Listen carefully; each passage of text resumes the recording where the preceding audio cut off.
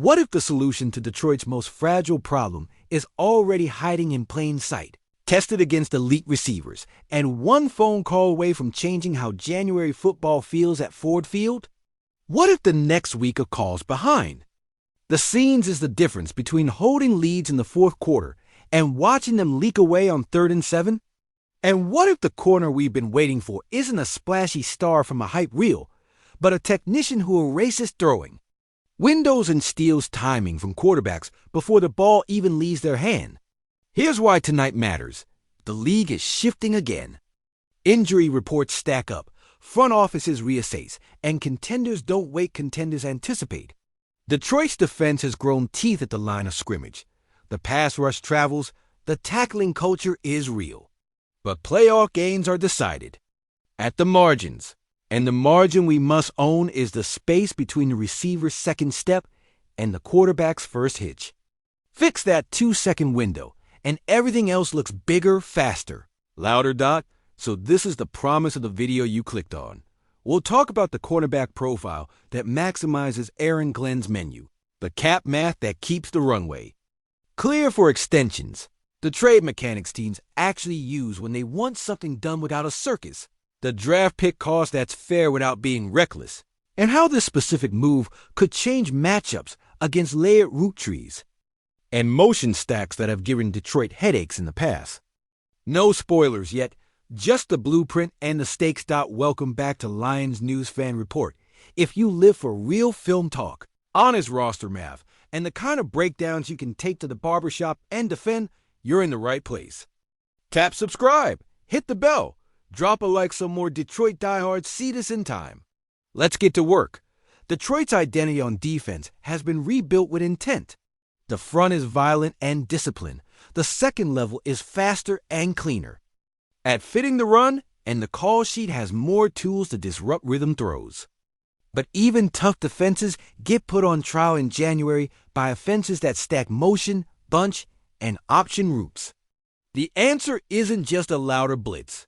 It's a corner who turns those option routes into bad options, who wins with eyes, leverage, and timing so consistently that the quarterback comes off his first read before his foot hits the turf. Aaron Glenn's coverage world lives in that balance between aggression and rules. Press when it hurts them, bail when splits lie, match when they try to rub you out of the picture. To unlock the full playbook, the boundary must be trustworthy. On an island without free safety help, and the nickel must carry vertical threats without panic. You need a corner comfortable outside on the boundary and savvy enough inside to survive whip routes and pivot tricks on 3rd down. That's rare. That's expensive. That's worth it. Roster-wise, Detroit has embraced competition length on the boundary, scrappy nickel options, special teams glue guys ready to step up. But there are weeks when injuries or form create soft spots that smart quarterbacks find fast. In those moments, one acquisition can cascade across the room. Roles tighten, snaps make more sense, communication cleans up, and the pass rush suddenly looks a step quicker because the ball holds a heartbeat longer. That's not theory. That's how complementary football actually looks in practice. The market is what it is. A couple of veterans waiting for the right ring chase, a few talented corners stuck in schemes that don't flatter them, and a small number of ascending players approaching contract moments that force general managers to choose between paying now, paying later, or flipping the asset for picks.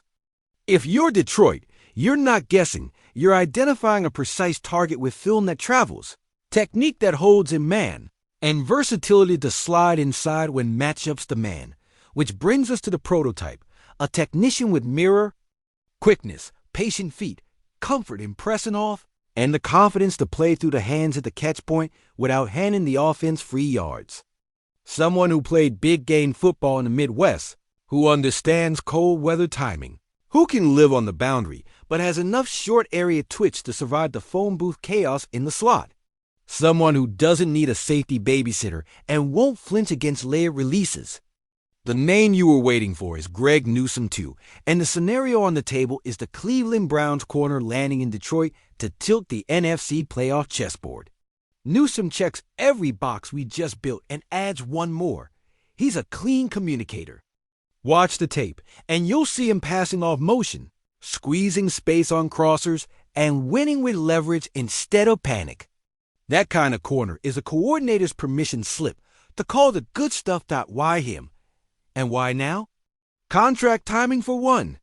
He's entering the kind of window where a franchise either extends with conviction or considers extracting value. That's the league's pressure point. From Detroit's perspective, you can justify the cost because the fit is immediate. He gives you a true CB1, CB1B type who can handle boundary responsibility against root artists, while also letting you dial up simulated pressures without fear that the hot read will become a 25-yard problem. Newsome's game is built on patient feet, late hands, and route recognition. Those traits age well and translate across calls. On the grass, imagine the ripple effects. Boundary side, you can play press man with a trail leverage that forces outbreaking throws to be perfect.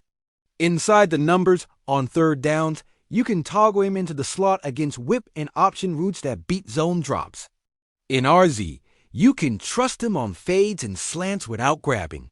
That freedom lets Aaron Glenn use safeties more aggressively to rob crossers or insert in the fit calls against heavy personnel. It's one player, but it multiplies your menu. What's the price? Realistically, you're talking about a day 2 pick as the spine of a package, maybe with sweeteners tied to snap counts or playoff advancement. Cleveland's calculus depends on their record and their cap posture, but nobody's giving away top-tier coverage snaps for a discount. Detroit's argument is clean. You're not mortgaging the future. You're converting an uncertain draft slot into a proven coverage player during your contention window. That's smart football economics. Financially, this is doable. You can bring him in now and work an extension with structure that protects Detroit in years 3 and 4 while giving the player the upfront respect he's earned.